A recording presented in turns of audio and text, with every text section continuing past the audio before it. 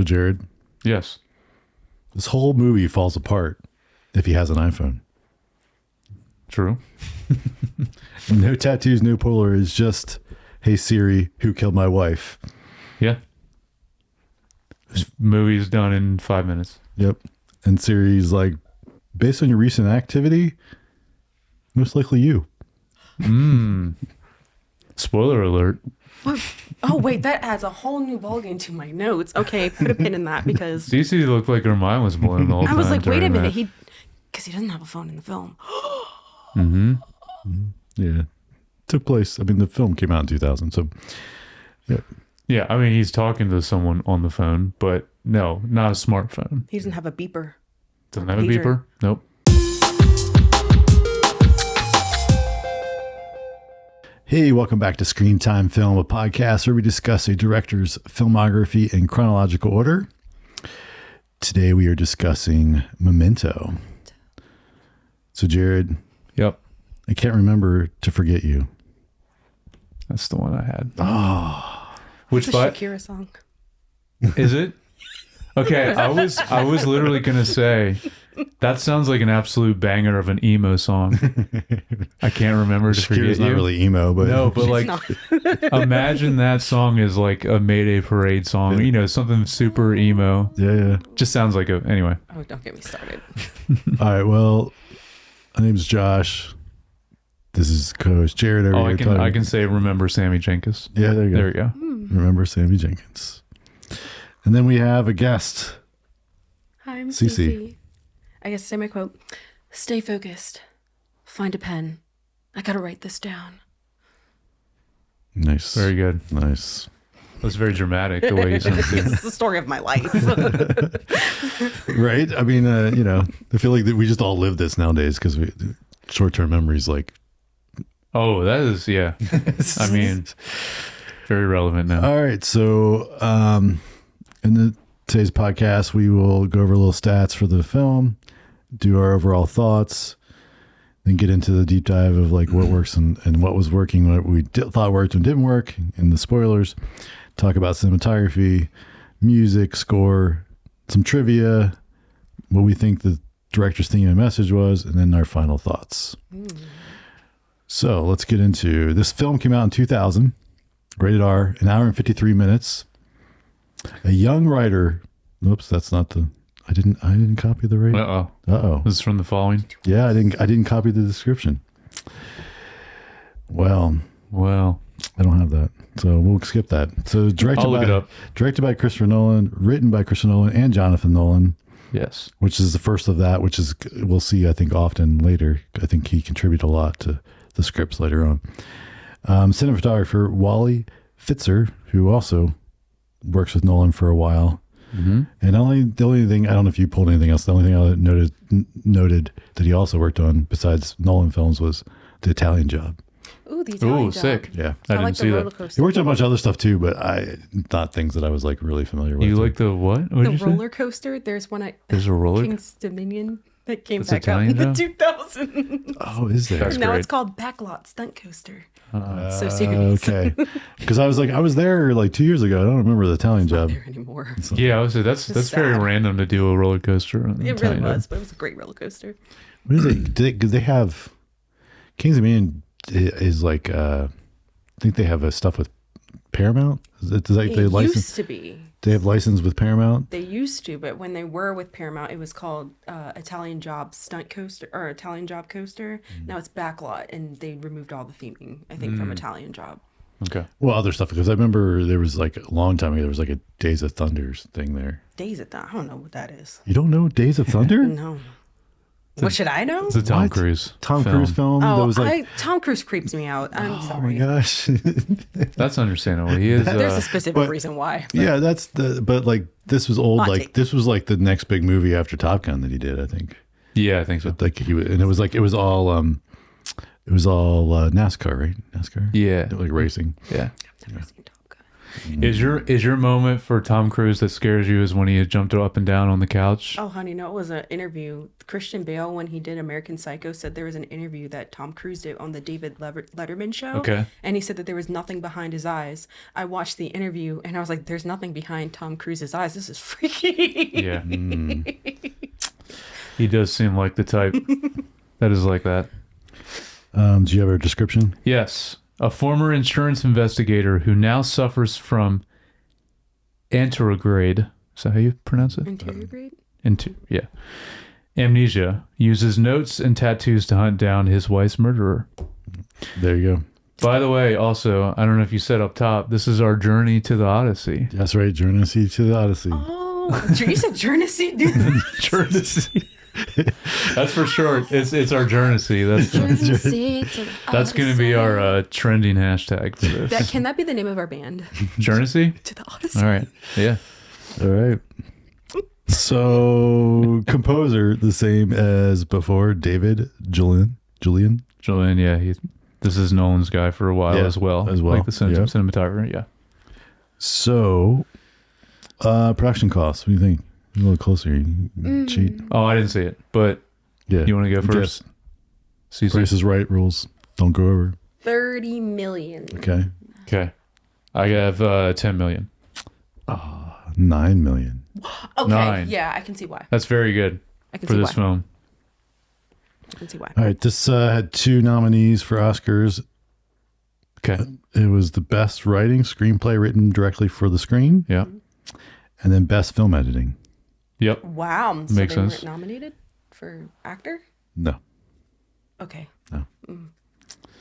It's All a right. bummer. I mean, Guy Pearce crushes He it. really Yeah. did. The interesting.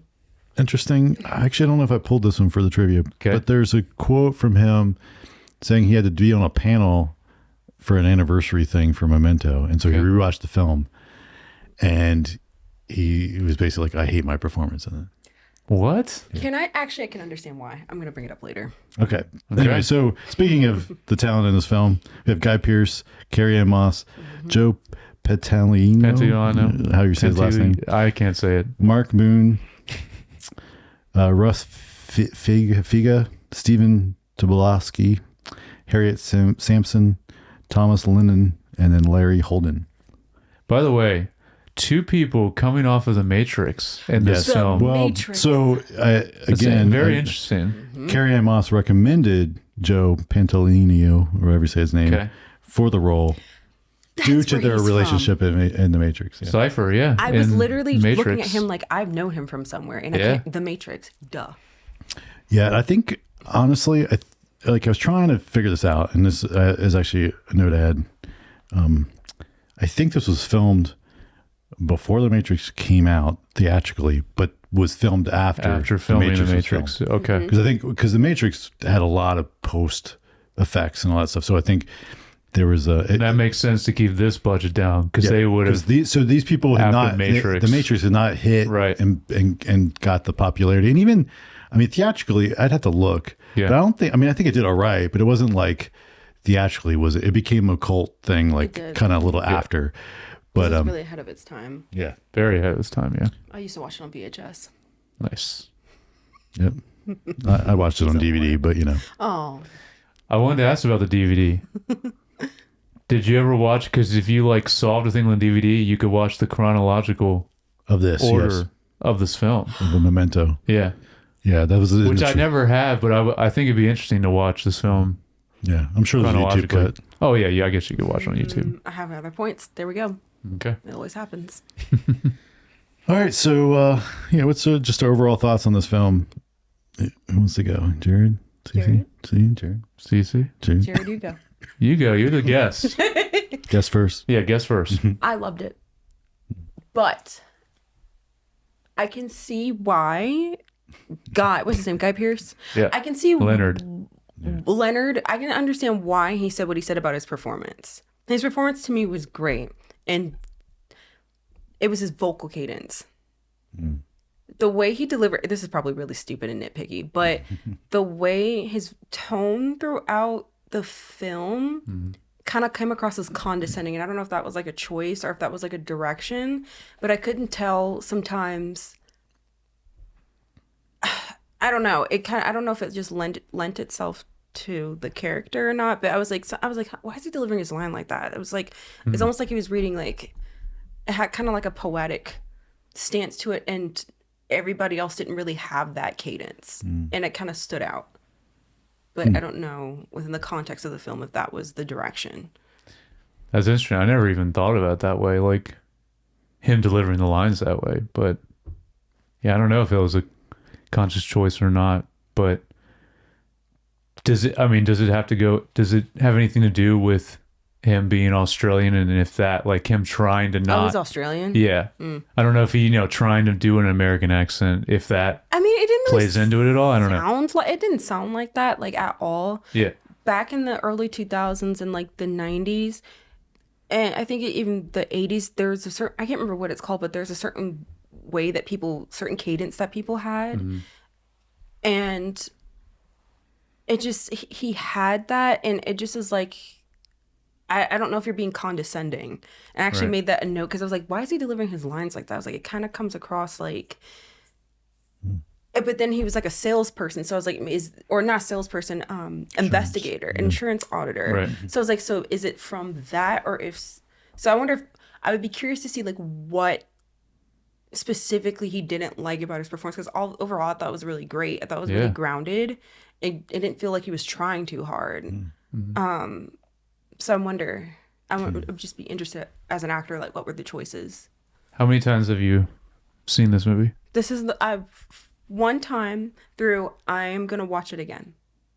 Oh, so you just saw it. This is my very first time I saw it today. Wow. So why did you pick to be on this one then? I don't know. She was just like, oh, when do you want to come on? I said, May the 4th, because it's Star Wars. May the 4th be with you. Yes. But I'm actually glad, because this is kind of my new favorite movie. I'm not gonna lie, I thoroughly enjoyed it. I'm gonna watch it again, not because of the time concept, because I thought the whole movie was tightly done. Nolan, he's my favorite director, so I'm just gonna be that person. Prepare for the glazing. I am gonna glaze it, but and I read the short story that Jonathan Nolan wrote, which is Memento Mori. Yeah, it well adapted. I see why I was nominated for the Oscar, because from the short story gives more depth in terms of like the way his mind is working. But for me, just on Guy Pearce's performance, everybody's performance was great, but his performance, to me, as an actor, I can only imagine how hard this would have been to play somebody that forgets, because acting, I think everything we do is based off of memory of who we are as people. And so how do you play a character that only remembers 10 minutes at a time and it's all gone? How do you remember like cadence? So I could see how that was hard. So maybe that played into his vocal cadence, which But he does remember who he is. He remembers who he is. Well, everything up until he says. So like he does have some groundedness in the character. Just he has to forget the short term stuff. The short term stuff, which I would reckon would be so difficult, because it's like you've read the entire script. So it's like, well, how do I forget what I already know? I can't remember to forget. Love that line. I have a moment later. It's just like there's several different moments of like extreme subtlety that he does. That's I think so genius to add to the character, to like that plays into the short-term memory loss. That just like, I don't know if he decided, or Nolan or whoever made the choice, but yeah, like there's little things even that is just, I think, really brilliant with like what he does in the story that just lends to it. But Josh, have you seen this movie before? Do you want me to go, or do you want to? I saw it before, but it's been like 20 years since I've seen it. I have not watched it in a long time. So this is your second time seeing it, or did you watch it? I feel like I saw it. I mean, when it first came out, and I know I probably watched it more than once then, but like probably haven't seen it then. So sometime in the early, I know I didn't see it in the theater, so it would have probably been once it was on DVD or VHS, and then and it was one of those things that I think I was talking about this on the last pod, but I had several friends that were more, filmmaker students. Yeah. They went, I mean, like two of them both went to college, and I remember them both nerding out about it and be like, you got to watch this. And then like I was kind of, and it was one of those things that we just put on because it was a cool movie. But then after that, like I just never went back and watched it. So till now, so it's definitely been a long time. So a lot of it, the nuances of it, I forgot about. Yeah. Yeah, how'd you feel about it? Well, just like my thoughts watching it now. I mean, obviously, yeah, it's a great film and brilliant.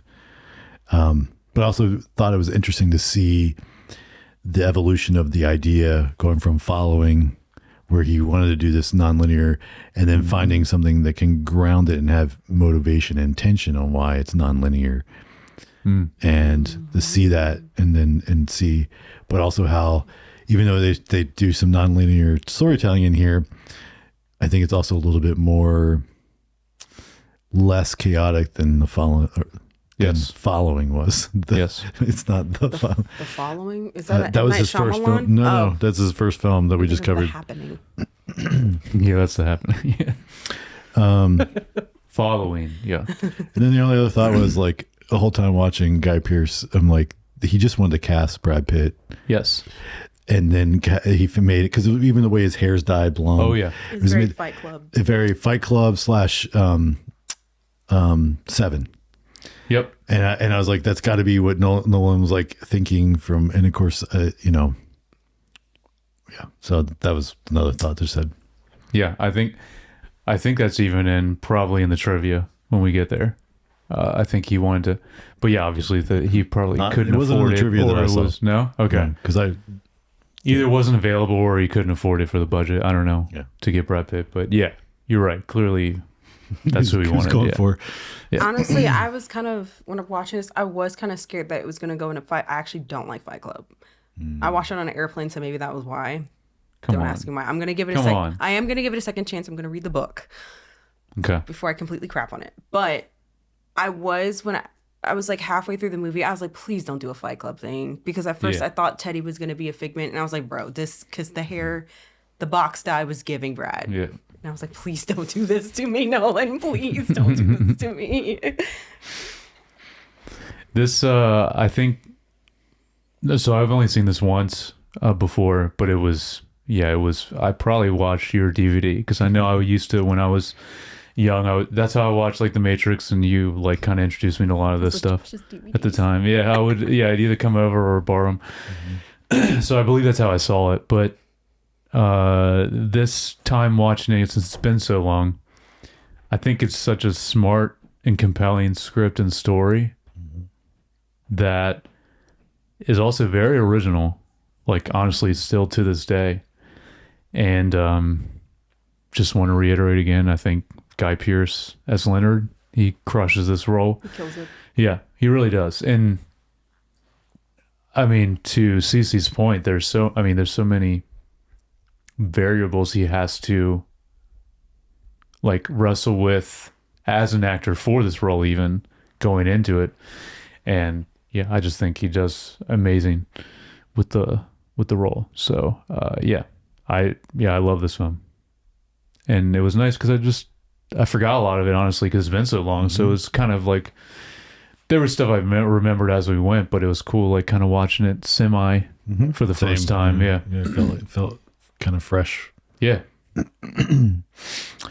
right, well, let's get into just more details of the story and plot, and spoilers warning. So right off the bat, we get like some reverse footage, which I found very interesting after seeing Tenet. Yes. And again, we talked about this last week with Following, but like to see some of these themes that he's played with, like the nonlinear storytelling and then even reversing stuff.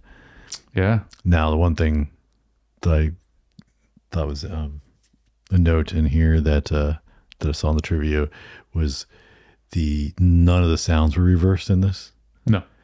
But in Tenet, they are. Yeah. It gets crazy. Tenet gets crazy with that. It gets very crazy, yeah.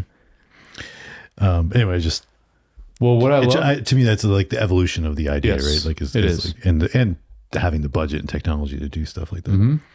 Well, what I love is that like just that opening shot with the Polaroid, obviously, like, you know, he's shaking it, you know, getting developed in reverse, obviously, and then the gunshot and all that afterwards. But like, even from just that Polaroid opening, it's like you already know how this story is going to be told because of that. So it's like, it doesn't, even though there's actually several elements in this film, I think, that purposely make you disoriented, but like that already immediately like gets you understood of how like the story's going to play out, I think, and done very well right from the start. I'm gonna say with this one, I wasn't disoriented at all. Well, there's a couple of times where I was like, what the hell? Like, it could have been a drinking game. Like, how many times is it, what the hell? Yeah. But I'm going to compare in terms of the time element to Tenet, even though we're not talking about Tenet, but Tenet was like disorienting, like jarring. This one was so well done because I watched a video after I watched the movie of Christopher Nolan explaining the film. Okay. And he said the time operates, it's not in a line, it's in a hairpin, where the end of the movie being where, so the black and white parts are told forward while the colored parts are done in reverse. Yes. And then if you notice at the end of the film, it goes from black and white to color. The black and white being the objective and then the color parts being subjective.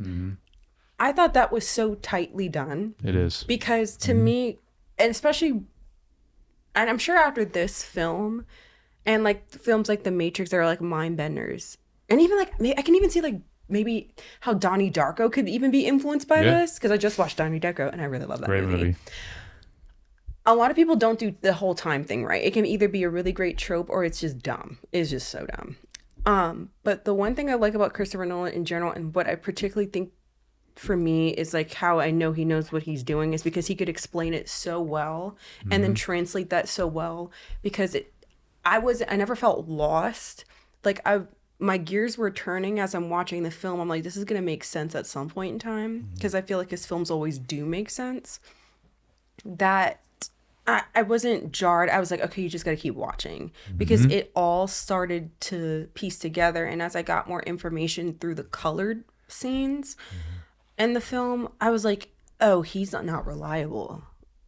Yeah. Like Lenny is like, I was like, yeah, he doesn't have, because he has the short-term memory loss, but I thought he had a system, because that's what he began with. Like, I have a system. And I was like, okay, so he's kind of got a handle on this. And then as the film progresses, it's like, no, he doesn't. So we're all kind of lost. He literally, like, it's like the point of, like, he's like explaining Sammy Jenkins, and then he's like, but don't worry, that won't happen to me because I have a system. But literally, he is Sammy Jenkins. Well, yeah, that's another thing I was going to ask you guys at the end, because that's pretty much clear to me that they explain that, but I was wondering if it was as clear to you all, because in some ways that could be not someone's interpretation, but obviously we can talk about it later if you want to talk about that at the end. But what are we talking about? I mean, so you're saying because the flashes of him and his wife, and then he like pinches her, is how we see it the first time. Yep. And then later, then it's showing him put a needle in like her thigh side, and then like, but then it flashes the pinch, and then flashes back to the needle, and so, I mean, yeah, to me, I think that you think he is like Sammy Jenkins, yeah, like he's just getting the story, because like the same thing, like, I mean, again, we're jumping. Teddy also is at the end kind of explains.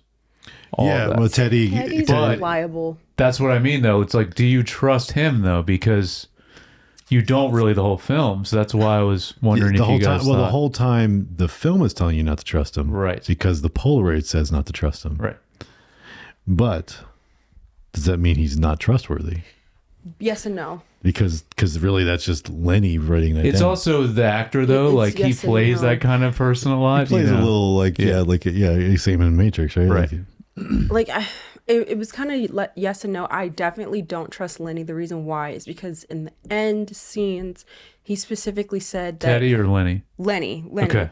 Lenny said said something to the effect of that he remembers kind of what he wants to remember, or and him altering his memory goes to show that his system is not a failsafe. So there's a level that he knows, because the small detail was that he can remember things, because there was certain stuff that I was like, how does he remember that? Because that happened after the brain trauma. Right. He can pick things up through repetition. So he's been doing this enough that he does remember certain things. Yeah. And he knows. Huh? Because the test that he did to Sammy Jenkins proved that he couldn't pick up something on repetition. Right. They do that in the scene. And where then But how do we know that test is real? But if he's Sammy Jenkins, well, then I mean, maybe that's the thing. He's so unreliable. Where does Sammy Jenkins end, and where does Lenny's story? I don't trust that story. Well, that's why I wanted to ask you guys, because then maybe there is an argument with this film, and that it's intentionally unclear. Maybe there really was a Sammy Jenkins, and it wasn't him. Well, I do think there is a is it Jenkins or Jenkins? Whatever. Sammy J. It's like Jan Kiss. There's a K He can't in be there. Sammy J to me. Sammy J. Sammy J. Jan. He, because the movie talks about facts. There are facts. There absolutely was a Sammy J. He was a common. They did say that. His wife didn't die during the assault. That is true. I definitely feel like she did not die during the assault, because even when it was filmed, I was like, how did she die? Because he shot the one burglar, but nothing that was on top of his wife, and then nothing else seemed to happen after that. So I was like, that's not entirely clear. And there's nothing else said about it. But I am going to throw in a monkey wrench. Now, I know that technically the short story is not the screenplay, but when I read the short story, which goes into kind of the hellscape, if you will, that is Lenny's mind, in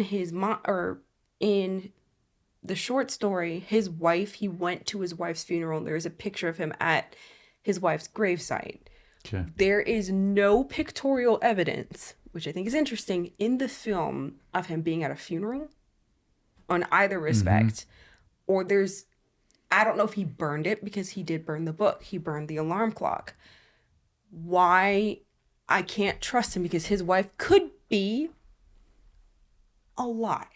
We don't know. We know that there was an assault. We know that he had the traumatic brain injury from the burglary, but I even think the wife's death is even ambiguous. And here's a monkey wrench for narratively. Okay. From Marvel, there's a concept called the woman in the fridge. Do you feel like the wife was woman in the fridge? Hot take. Well, I mean, it's a whole fridging the woman. Yeah, that's a whole thing. Yeah. That's a lot of words. Well, actually, that's a good segue. I wanted to mention, speaking of women in Nolan films, let me find my note. So, Nolan loves a dead wife. He likes fridging women. There is a dead wife in not every single Nolan film, but most of them. So I wanted to talk about the line he says. Another line that I love that he says is, "How am I supposed to heal if I can't feel time?" And I think it's a wonderful sentence in the film, but it actually can sum up a lot of Nolan's films, because a lot of his films literally center on that. And about like a man trying to heal from something. A lot of the time it is time, or making sense of time. And it's just another thing that I think is just crazy, that like is so early in his filmography that is like cemented in essentially all the way up till now. And I did love playing with that those lines there about that, because like the idea of that is so wild. Like if you can't remember, and if you can't create new memories, can't remember to, was he say I can't remember to forget you? Yeah. Is the other one? Yeah. Well, he said that to Natalie, because she's like, "Don't forget me," and he's like, "I can't remember to forget you." Yep. And but like when he's laying there kind of talking out loud to Yes. himself, and Natalie's like, I think they're asleep, but then she kind of is awake, but he's talking about more of his wife, but he's like talking about like, if I can't make new memories, how can I ever learn to move past this? So like the fact that he's living in the moment of like his wife just passed, even though we later find out, if we believe Teddy, Right. that it's been a year or two, like it's been a while. It's been a year. And then like that he already killed somebody to Multiple people. Yeah, to get revenge. As you say, it's just we can find many John Jeez. G's. Yeah, he says, yeah. So anyway, I thought that was like a good insight into what if you really did have this happen to you, which is a real condition. Oh yeah. So if you had this happen, in the case of this where your wife just passed, like you would be living in that moment forever. Yeah, that's Which brutal. is like in that grief. Yeah. And just like feeling it just happened. Mm-hmm. And that's crazy. Yeah. I have a question. Given everything that we know from the movie, and one of the things that I found recurring was that almost everybody in the film that's not Lenny takes advantage of him. Yes. The motel guy took advantage of him, like, oh, well, you're not going to remember. Carrie and Natalie. Natalie, like berating him. Horrible. I wanted to ask about why does she just do all this lit to up. him? Well, I mean, let's be honest. There's women out there that take advantage of men that have memory. Sure. But I wanted to know. Yeah. But I wanted to ask specifically, why does she? I mean, That was good. Josh was cooking there. so Fire. well, I'm just saying, like she's that kind of woman anyway, I think. And then the fact that she finds this guy that's gullible and that can't even remember the fact that what she asked him. I mean, she basically sits there and tells him all these terrible things about his dead wife. Yep. And she's like, and I can say all this because you're going to forget and you're still going to come around and help me and do what I want. Mm-hmm. So Her character was inconsistent for me. Okay. One minute she's this raging jerk, and I don't know if it's the chronology that is probably throwing me. So that's why I want to go back and watch the movie. Is a raging jerk, then she seems to actually pity him. Then she's mad, and again, all of her scenes take place in the colored aspect of the film, which is subjective. So Christopher Nolan said like it's from Lenny's perspective, so we don't really know what we're getting. And it's just kind of like, I don't know how to take her, but that whole berating scene was crazy. I don't either. That's why I asked the crazy. question, because like it's so like evil of her to like go so far as to like, I'm getting rid of all the pens. Yeah. Like it's just It's like the why is she 2000, where are the going pens? why is she going to this level to mess with them is why what I was asking. Well, first of all, he killed her boyfriend. Okay. But then So she that uses is him. but that is for sure he did that? He did kill Okay. Jimmy, but then she uses him for Dodd, and then she sleeps with him, I think. And then it's like, do you like him? Right. What are we doing? You do seem to. I guess the beginning. At the end of the movie is the beginning for the colored sections of the film. Yep. So the beginning is the end. So she goes from being angry with him to having some level of like pity. You like him, you're gonna help him. But I think back to my original point, everybody's kind of a jerk in this movie, except for really Lenny. And so it's like, here's my question I'd like to pose. Will Lenny ever escape this cycle? And since it's Fight Club, where is my mind? Great song. Yeah. Pixies. I mean, I think unless his brain heals, no, I think he's going to be in this vicious cycle. I mean, I think it's also incredible the way the film ends. That hard cut where he's like, "Where was I?" And like that hard cut, I think is just amazing too. kind of goes to your guys' point about that. Like, I mean, he's just going to keep going the same way that he's been. And people are going to continue to take advantage of him or treat him a certain way. Obviously, the main thing would be like eventually he'd be caught because if he's killed this many people, he would get caught and put in jail. Kind of a serial killer at this point. Yeah, and you get put, and then he'd be put in a psych ward and kind of like some psychiatric jail, and that he would live the rest of his life probably there because he's already committed murder multiple times. Which is kind of sad. Yeah, you know. And so I'm like, I don't know, this kind of movie, like at first I was like, oh yeah, this is going to be a really cool thriller. But then towards the end of the movie, which I think is really poignant, I was like, he's really a victim and everybody else in this movie really, really sucks. Like there's no hero. And like Lenny's trying to do something good by avenging his wife, but like he's always going to be stuck in like this time loop. I do also want to say something I did notice. Well, two things. Number one, it's like Groundhog Day. But secondly, there's no change in the weather. Yeah. Okay. So. How often do we see outside? Not outside that much. I don't know. I'm trying to think of to, all like, the windows. Like it felt like he was living the same day. Okay. Like I don't recall any rain. No. Nothing. It just was like kind of like the same sunny day. That might be intentional to the filmmaking. Yeah. Yeah, that's true. I wanted to also ask the question I'm sure you guys also thought of for our boy Lenny. What do you do when you run out of room on your body? At that point in time, you just gotta stop, bro. Because like, I mean, we see at different times. Obviously, he goes to a tattoo shop, but like we see multiple times when he's on the phone, he's doing his own as well.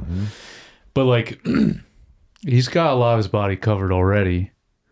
You know, like, what do you do? Yeah, I don't know, because like, he keeps adding more. There's plenty of stuff he's going to want to keep, like, a constant reminder of, I guess. But I don't know. I'm just curious about that. I don't know. I just feel like I don't know. My brain thinks like at some point in time he's gonna get caught. Like when is he gonna get? And then it's like his whole body is evidence. It's just full of this. It's just like it's it's kind of sad because it's like this really is kind of crazy. Like I mean, everybody didn't have to like berate him. Like people really berated him. It's like, bro, get this guy some help. What is wrong with you? I think it's also interesting. I think it's just interesting also seeing which things on his body are written for him to just look at, which ones are backwards for like to look in the mirror. Yeah. All that was really cool because like that's like those are the kind of details and things of this film that's like just like felt like a new film to me because I remembered like the big concepts of this film, but like stuff like that I was like, oh, that's interesting watching it again after all this time. Yeah. Yeah. You guys got any other notes about this before we? Oh, I to go along with that, the like very small details I picked up on this time too that I thought was just really cool with his performance. The one in particular was when he walks into the motel and pulls on the door when he needs to push on it. Like that kind of detail right there, because like obviously he would not remember that because of his short. Like that's the part of your brain that you would not remember. Like those kind of details, I think was just so cool to add in to give it just that much more of a lived-in character and performance. Yeah. I do have a thought. Here's my thought. Okay. Given everything that we know about Lenny and how everybody does take advantage of our good boy, do you think Teddy deserved to die? Dun dun. Teddy. I mean, I don't think so. I mean, I think. Well, he had my takeaway was like that he really was trying to help him. You think so? I think so. You think so? I think so. How? Wasn't he also trying to just get money though? What do you mean? Because didn't he have a bunch of money in his trunk or something? I thought that's what he was ultimately trying to get. But obviously he kept saying to him like, yeah, I'm a friend. I'm here to help. But I don't know. I think it could be both. Is what I think about him. So you think he just, I don't know, was actually a friend and wanted to help? I mean, he obviously was a cop, right? Yeah, Like, I think that part, and I think the later stuff, which is technically the early stuff of the story, like he really looked like he genuinely was trying to help, and then as things progressed, like then, which again, we're seeing it from Leonard's perspective. Leonard starts to get more, and it's because he writes "Don't trust him" on his thing. So then every scene progression of that, his perception of Lenny is like, of Teddy is that he's, not there to help. So then we start seeing him like he's more like obnoxious and like trying to do something. And you're saying the audience is always constantly reminded of that too. So we are thinking of him that way too. Because we're seeing, the audience of the is seeing Polaroid. Because we're seeing it from Lenny's perspective, Yeah. so he's unreliable. Yes. Okay. So we don't actually get to see what Teddy's actually doing. Right. Yeah. So we can't make our own inference.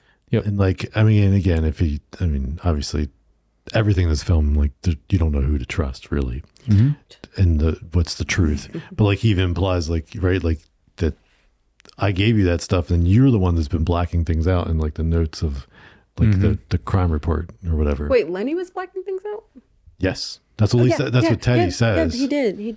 So but then like, because he keeps, because basically, which this part I think is not implied. I think it's pretty evident that the movie's saying this, that Lenny keeps self-adjusting to make a new truth narrative. So he goes after another person and kills somebody else as revenge to hide his guilt. Yeah. So I think he's modifying things as he goes, and so even the crime report, he's changing things so it matches up with a new person. That makes sense. So wow. So we'll never know the truth. Well, yeah. Never know that. Right. That's the point of that's the way, it's the same thing like Inception in the end. Like you're like, oh yeah, there's not an actual exact, like here's what happened and didn't happen. Like it's open interpretation. I think this film's made that way too. Yeah, it makes the line that Teddy says at the end so much more poignant for what you're talking about. Where you said, it's okay, or what was it, like we lie to ourselves all the time to make us feel better, or something along the lines of that. That's partially what you're talking about and why he keeps editing himself or his own memories. The other line about that Lenny says about like you can't trust even yourself, you can only trust the facts. Which is why he keeps writing these facts down. Yeah. But they're not really facts. Right. Well, that's the problem. They're just little lies on Polaroids. Yeah. Because, Teddy's calling him up and he can just make up stuff like, hey, actually, the guy is this. Yeah. See, and that's the thing. There's so many wild cards. There's so many, yeah. Like, but even what he said, like, and Christopher Nolan said that the black and white scenes are objective because he said it's meant to be an interview. Lenny is still, technically, even though he's telling what happened before the film, he still has that trauma where he flipped the Sammy Lenny thing. Yeah. And so it's like, but can we really trust him in those scenes when he's telling us about the before? Because the pinch shot thing to me didn't add anything, because the whole pinch thing can be like a shot, because like in the medical field, whenever you get your blood drawn by a phlebotomist, they'll say it feels like a pinch. Right. So it's like it could be either. He could have been doing that before he gave her the shot. Yeah. Yep. My brain hurts. Yeah. My frontal lobe hurts. My lobe hurts right here. I think the only person who really knows is probably Jonathan and Christopher Nolan. I don't think they know. I think they do, because I think the only way something like I think they do. I think they know what the actual truth is, because I think that's the only way something this complex works is you have to have it all actually figured out to be able to make it. You think so? Yes. I think so. And that's why, yep, you're right, because that's why what Jonathan Nolan goes on to do later starts off so incredibly well and then Goes becomes off the rails. awful. So Wait, what? season 1 of Westworld. Oh God, not Westworld. No, listen. Season 1 of Did you watch Westworld. Yes. Season 1 of was Westworld brilliant. as Season a 1 was story was incredible. And that Jonathan Nolan did with his wife. Yep. And then, but that was a very specific, cohesive story he had. And then he tried to, after that, they started to get crazy and try to outsmart the audience and do a bunch of dumb stuff that didn't make sense. And he kept doing that more in the second season and beyond. And then that show became awful. Yeah. So, and that's when you don't have a full, to your point, a full idea mapped out that like is complete to where you can think all these intricacies in and it all makes sense. Which is how season 1 was. Season 1 was a tight world building story. Yeah. I have one question Yeah. for the both of you boys. I think before we leave this episode, what do we determine is the truth since it's ambiguous? Of this story of Lenny. Of the story of Lenny. What do we want to agree on? I definitely think I don't know. Audience, what do you agree on, I audience? definitely think he was Sammy Jenkins. I don't know where that name came from. Yeah. But I definitely think that was him, and he actually did do that to his wife, and she kept eventually she kept just changing her time on her watch to see if he would do it, to see if like, oh, does he really have this condition? And then obviously she dies from that. Like, I think all that happened, and that was him. Okay. So you think, so how did he get the condition? That I don't know. He did. I think the burglary did happen. The Okay. burglary You think definitely that's when the burglary he got definitely it? happened. His wife did get assaulted. Okay. I do think he is Sammy Jenkins. Mm-hmm. I do think Sammy Jenkins is his own person. I do believe that he is a con man. But the story, because it's way too similar, there's no way that two people can have the same issue within the similar vicinity. Somebody made that point, I think, on Reddit, and I was like, I kind of agree with that, Redditor. I kind of agree with that. Do we believe that Teddy was friend or foe? Josh thinks he I was think friend. I think he was friend. Okay, we shall lead with Josh. I think he was both. I mean, obviously, everyone has a little ulterior motives, right?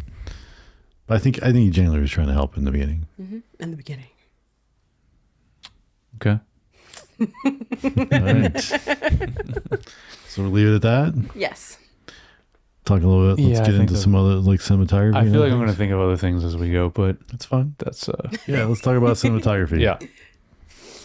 What's some of the stuff you guys liked about cinematography and other things, the more nerdy stuff here, including the music? Yeah, we'll get there with that. But no, I mean, I really like obviously the opening shot I already mentioned, and the start of like the reverse thing, obviously that he goes crazy with in Tenet. But I think the way that the opening, even just the Polaroid being developed, or obviously backwards, I just think is like really artistic. There's an artistry to the way that's shot. Even I think is very cool. Yeah. I think it was interesting the use of black and white again, because the previous film was All black and white. all black and white. Yes. I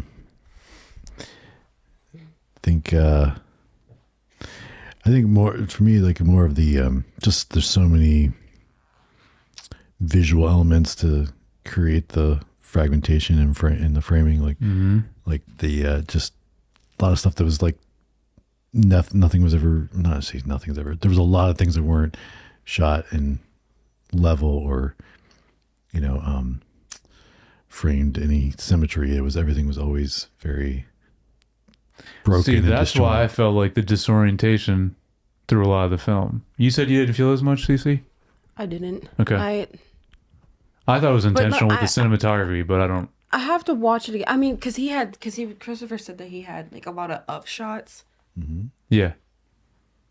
And also, it was disorienting. It just spoke to his mental state. And there was also like, yeah. There's a lot of times on Lenny, like the camera was just like close. Yeah. Like just so close on him. Versus it felt like it kept getting closer as the film. Yeah. And which as is really opposed to like other people would be framed a little bit more normal. And then he was. Yeah.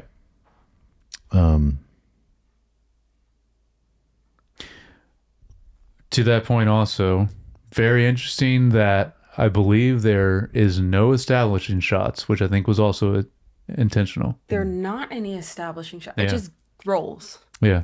Into chaos. Which I imagine that was intentional. Yeah, I mean, I guess like, I mean, there's not, yeah, you're right. I mean, but also the way the story's told would be weird to add in establishing shots, but it would also unravel the story. Yeah. It would take away the subjectivity because he, I think, said that he was from San Francisco. I think they were in LA. Something was off with the locations. And if it would have been established, and it's like, okay, well, who's establishing it? If that makes sense. Yeah. You know what I'm saying? Yep. My last thing is, overall, though, I would give more of a shout out to the editing of this film because it's just, which obviously that's what one of the things they got nominated for. Yeah, the editing. Yeah, which I have that down here. Okay. But also the obviously the props for storytelling, the Polaroids, the tattoos, those things, I think all help with the.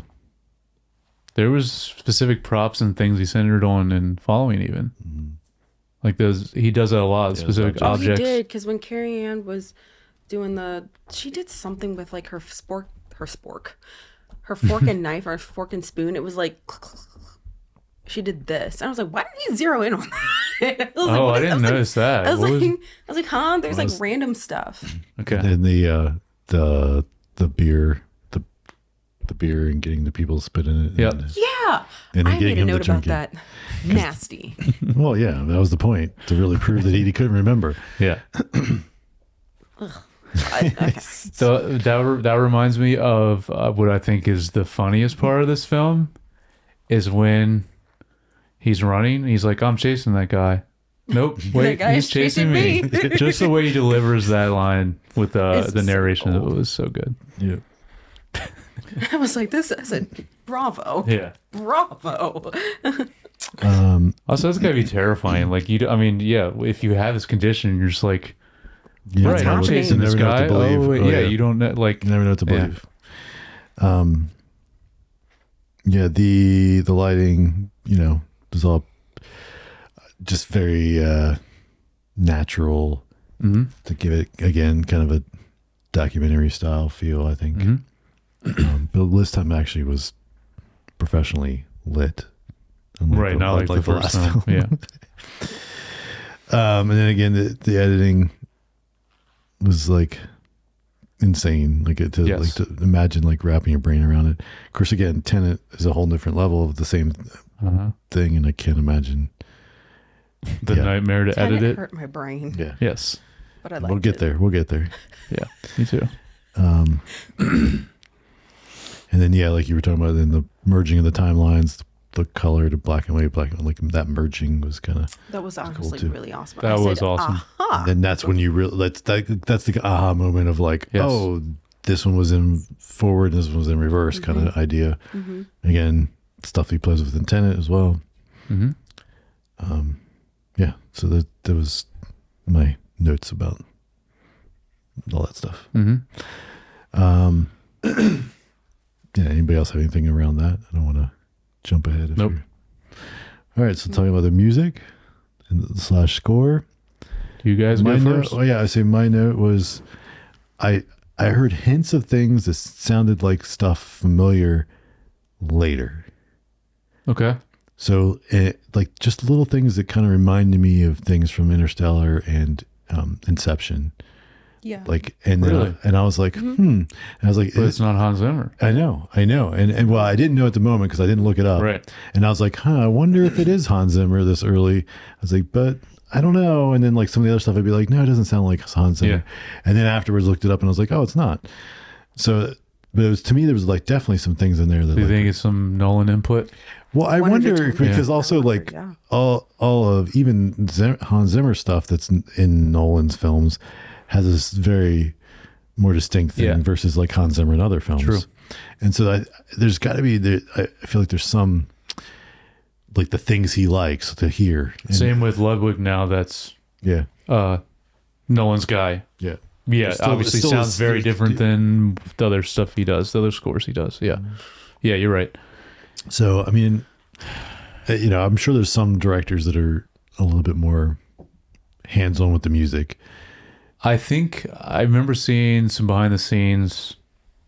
I think it was for Oppenheimer that Nolan was sitting in on a lot of the music tracking, I think, for the orchestra with Ludwig. And so I imagine maybe him, maybe his brother has some kind of musical knowledge enough to have more input than just like specific words. Like I think he, or even maybe plays an instrument, I don't know, but like has more musical knowledge. I think that's probably the input he's bringing into this, even in this film early on in his filmography.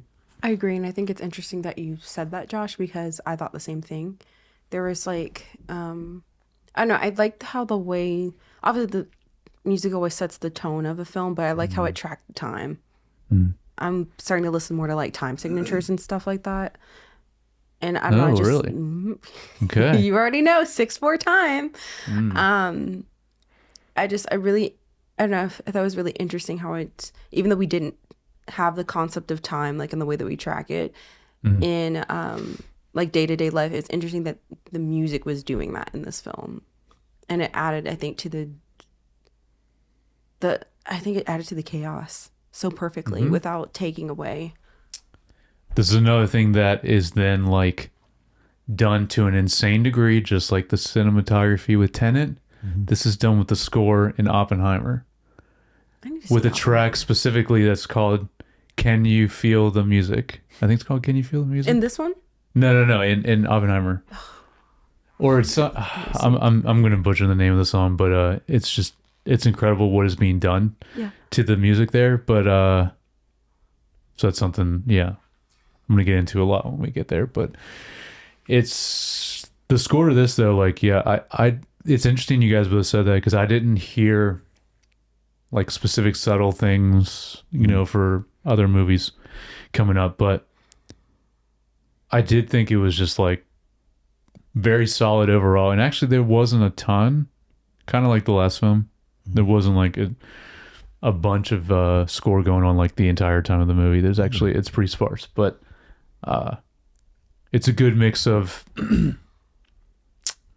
orchestral and synths, just like the last film as well, which I always love when they do I mean I love just hybrid scores in general that incorporate all of that, all these like classical instruments with modern instrumentation. I think he does it the best in Dune, the mix of all that. But yeah, this was Nolan directed Dune. Okay. No, sorry, I'm talking about the score of Hans Zimmer doing. He did? How did I miss that? No, Hans Zimmer doing the score of Dune is what I mean. But yeah, this was I mean, I really like the score though, but I don't have anything specific to mention. Okay. Cool. Well, let's do a little trivia. Like I mentioned, Carrie-Anne Moss personally recommended Joe Pantoliano for the role of Teddy. Coming off of Matrix. Yes, Okay. because they were both friends from the Matrix. Nolan and the producers had reservations because he normally plays a villain. But he was the right match for Teddy, but they met with him and decided his talent made him the right person. Nolan later praised him for having brought the right amount of subtlety to his performance as Teddy. Yeah. He's always great in everything he's in. Yeah. Although the opening scene is literally shown in backwards, every single sound effect is in fact a normal forward-playing sound, except when Teddy screams no. Does he scream on? Yes. Wait, serious? I didn't know that. Yeah. That's cool. I'm going to go back and listen to that. To reiterate how memory changes things, some overlapping shots between two loops use different takes, while others use the same exact shot. Wait, say that 5 times. Speaking of like an editing nightmare. Yeah. Wait, That what? makes it Say even that more again? complicated. So, you know how like a lot of times it would show you something and then show it to you again, Yeah. but like maybe back up just a little bit and show you a little bit more of the scene. Mm-hmm. They're saying they use different takes even in those. So that's genius. so that it Yeah, would be that's fragmented awesome. a little bit. That not- explains so much. But not always, just Right. sometimes. That's why So I it said was the intentional. I didn't understand like what people's intentions were. The Perfect. same with dealing with unusual structure. It was tricky handling distinctions in continuity yeah. to keep the audience from bet. becoming disoriented. Nolan said how tricky it was to decide the importance of some continuity aspects because you don't want to mess with it too much, but at the same time they did want to intentionally mess with it.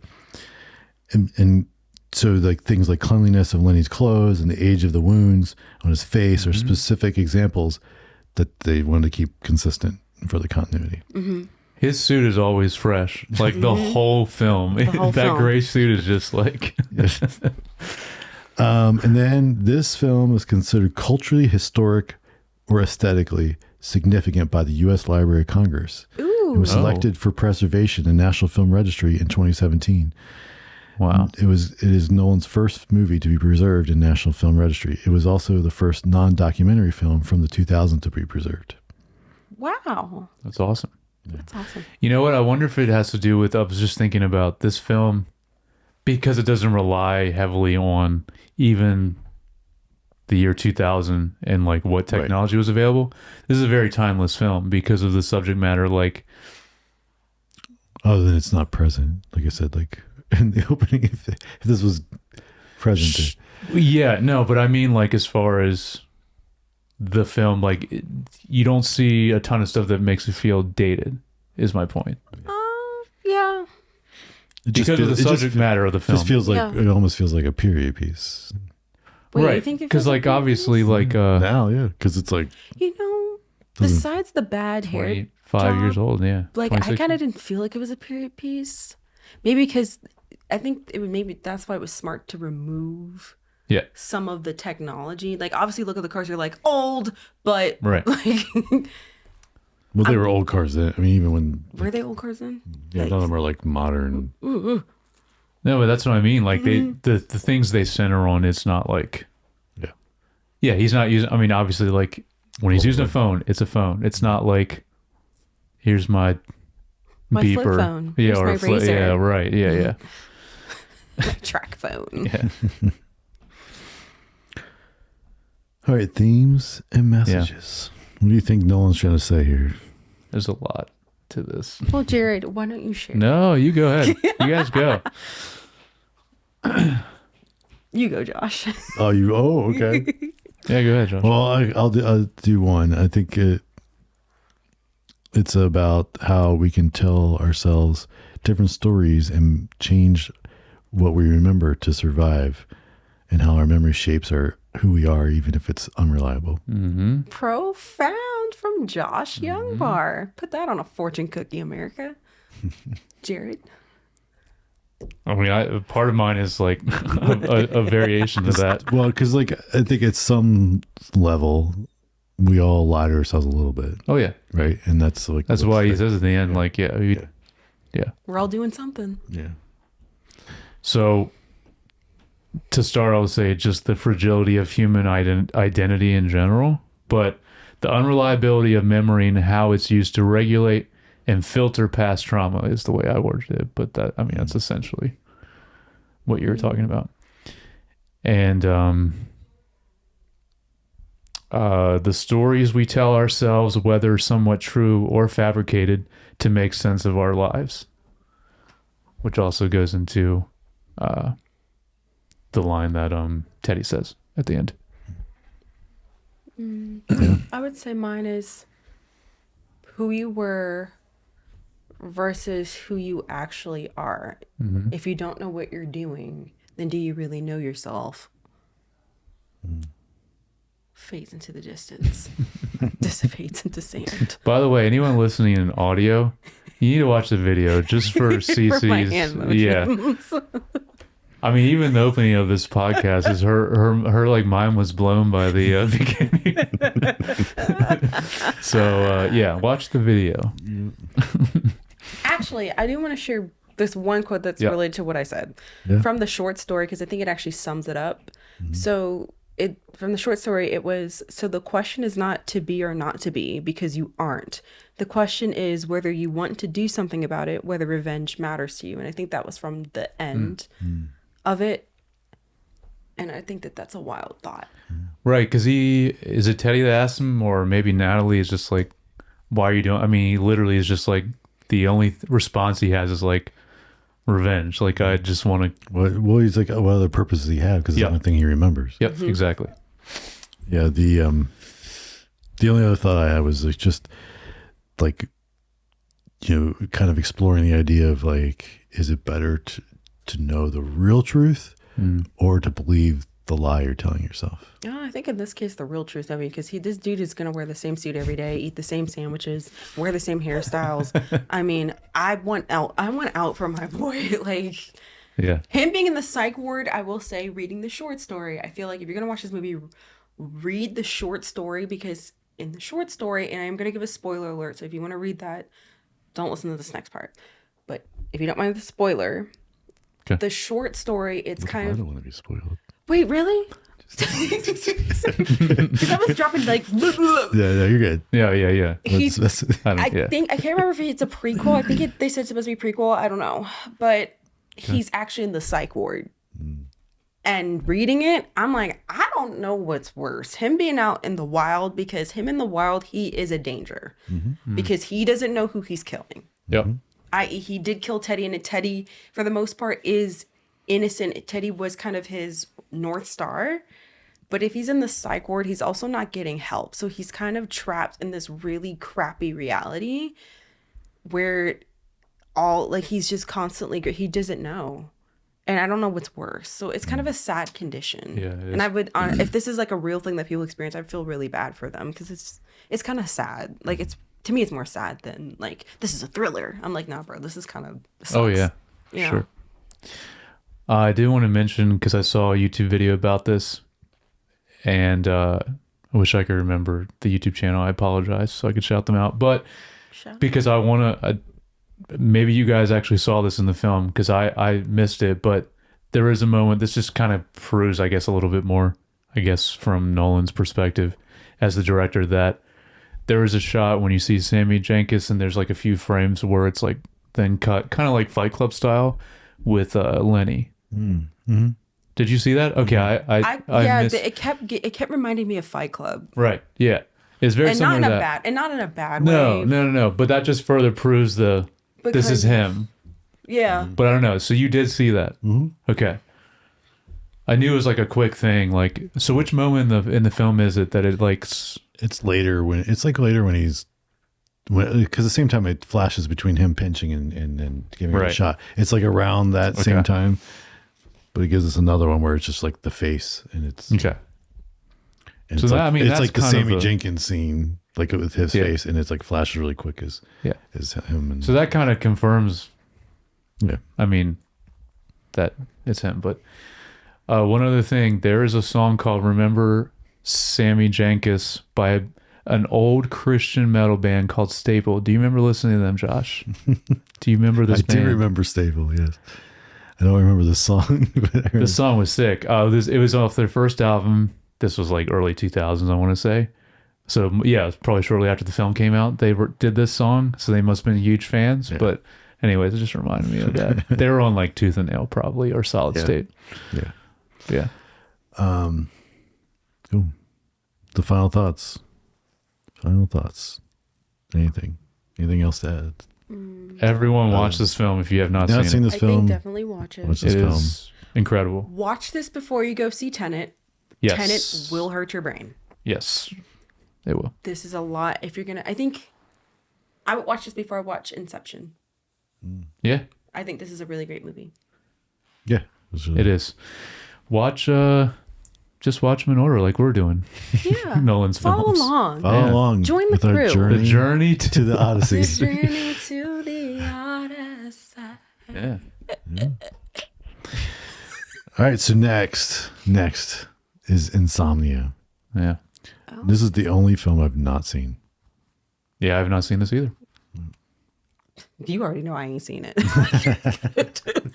Incredible cast though. Al Pacino and Robin Williams. Isn't that crazy? Yeah, I'm really looking forward to it. Yeah. Yeah. Yes. There you go. Since Cece's It's the mashup of The mashup of a that would be century. wild. Yeah. Scarface and Mrs. Doubtfire. He's like, Say hello to my little friend. I wanted to get since Cece. Well, I'm assuming you'll probably be back on since this is your favorite director I will again. be. But I wanted to ask your hype level for the Odyssey. I just found. What How is it you about? feeling? Please tell me about it. What is it about? What is it supposed to be about? You don't know. I mean, it's the Oh, wait. The Iliad in the Odyssey. literally the Yes. what is it? Is it? I'm blanking on the author's name. Homer? Homer. Thank you. Ooh, I pulled it out. You got it. 10. I'll be 10 with that. That's your And hype level is 10? Yes, my hype level will be 10. Out of 10. okay. And if it's available, I want to see it in 4DX. Ooh. So I can be like thrown around like, oh, God, they're fighting. Ooh. I imagine it probably will be in 4DX. I don't know Probably why. somewhere. Yeah. I just want it for the plot points. I just wanted to see an IMAX, and then we don't even have one of those around here, so Frederick. I don't know. True IMAX. Oh, yeah, you're right. Sorry, yeah, you have to go to Virginia. Yeah. Anyway, okay. Yep. Well, yeah, it's a great film. Yes. Of course, there's plenty of you that are out there that's seen it, have lots of thoughts and opinions, Oh, yeah. agree, disagree with things we've said. Let us know. You can email us at feedback@screentimepod.com or leave a comment or send a DM. And if you don't already, please like and subscribe and follow on Apple Podcasts, Spotify, YouTube, Facebook, Instagram, and TikTok. And if you'd like to follow us on Instagram, I'm at JYoungBar. I'm at Jared Youngbar, and thank you, Cece, for being back on the podcast. Yes. It's been a minute. As told by Cece Yeah. on Instagram, if you'd There you like to go. follow. Yeah. And with that, we will continue our journey to Odyssey next week. I think it'll be dolphins like after this. Like, it's like, Odyssey.